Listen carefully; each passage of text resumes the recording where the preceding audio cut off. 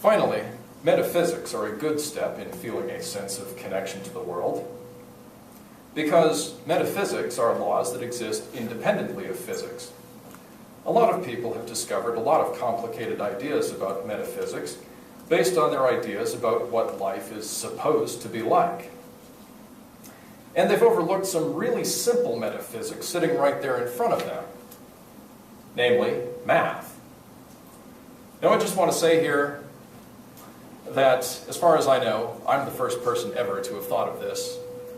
I've read all of Sam Harris's books and most of Richard Dawkins' books and several of Dan Dennett's books, and I've never seen any of them mention this. If someone else had thought of this idea before, you'd think one of those guys would have mentioned it by now. So I'm saying these words on April 21st at about 8 or 9 or something p.m. Arizona time. It's 8. Okay, good. Exactly 8. I guess it must be pretty easy to get publishers to read your books when you have a PhD in something, but I don't have one because I dropped out of college because it was so boring. The challenge in psychology now is to find a unifying theory of culture. But cultural patterns of behavior can only be understood in the situations in which those patterns of behavior developed. As I'm sure we've all heard by now, context is important.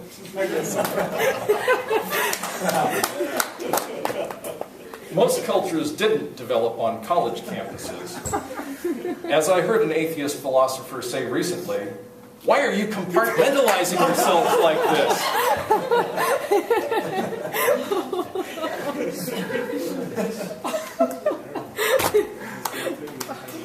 The second law of thermodynamics is the physical manifestation of a mathematical law that says there are more forms of disorder than there are forms of order. Applied to physics, that means several things. First, the reason anything moves in the universe is because energy moves from areas of high concentration to areas of low concentration more than it moves from areas of low concentration to areas of high concentration. Energy moving is what makes matter move. Matter and energy moving is what's making the universe expand. Matter moving from areas of high concentration to areas of low concentration, more than it moves from areas of low concentration to areas of high concentration, is also the force of destruction. The reason the soles of your shoes wear out is because with every step you take, you're adding friction to their bottommost molecules. The molecules start out concentrated in your shoes, and as your shoes wear out, the molecules spread out through the world. That's how everything wears out. The second law of thermodynamics is also the source of diversity. Another way to say it is, the more change you add to a group of things, the more different results you get. The more friction you add to the soles of your shoes, the more different places the molecules end up. This is why anything diversifies, including genes, ideas, technology, cultures, and patterns of behavior. A lot of scientists have studied how different things get created. Wherever they study things that keep making more of themselves, they find evolution. Evolution is also the physical manifestation of a mathematical law. Evolution is an algorithm. When you bring 3 factors together, you always get the same result. Replication, variation, and selection equals evolution.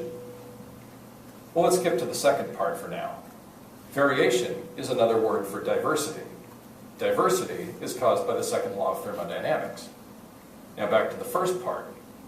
Once upon a time, a bunch of diversity among chemical reactions started a chemical reaction that kept repeating. That led to the beginning of genes and life. Selection means the organisms that are the best fit for their environments tend to be the ones that survive the best and start the next round of replication. The others tend to die without replicating. Well, death means destruction, and that means the second law of thermodynamics again. So evolution is the source of creation, and it's the result of 2 manifestations of the second law of thermodynamics running into each other.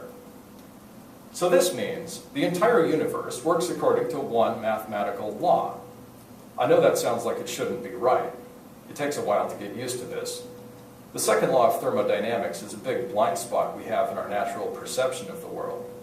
because it says that matter and energy move mostly from high concentration to low concentration, but we depend on high concentrations of matter and energy. That's what our food is. Without it, we die. The human brain is the most highly structured thing in the known universe. So we naturally feel that matter and energy is supposed to move from low concentration to high concentration. Acting upon that feeling is what keeps us alive. But that leads to the faulty conclusion that the whole world is supposed to work that way. That leads to a lot of people not being able to understand why the energy crisis is happening. But this is what the evidence says. Just to get an idea of how many more forms of disorder there are than forms of order, you can look at a deck of cards. The number of ways to sort a deck of cards by suit and by number, if you don't specify the order the suits go in, is 4 times 3 times 2 times 1, which means 24. You can double that number if you don't specify whether the aces are high or low, and you can double that again if you count sorting the cards by number in either ascending or descending order. That makes 96.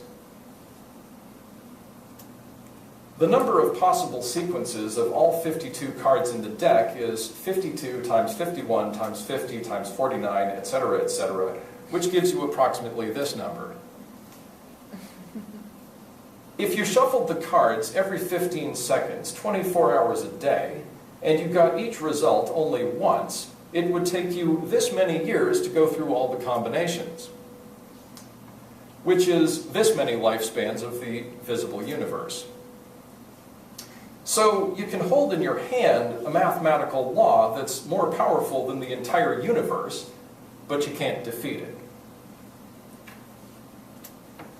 Christians have spent 2,000 years now trying to develop a unifying concept of the world. The Bible is about 900 pages long, so most people haven't read it, and it contains so many contradictions that it can be interpreted to mean just about anything. On the other hand, when you take secular culture far enough, you reach a unifying concept of the universe with only 4 words. Disorder tends to increase. Disorder is what happens mostly. If we want to make something else happen, we must decide what we care about most and focus our efforts on doing that. Dealing with living things is always a big responsibility because life is the thing in the universe that is the furthest removed from disorder.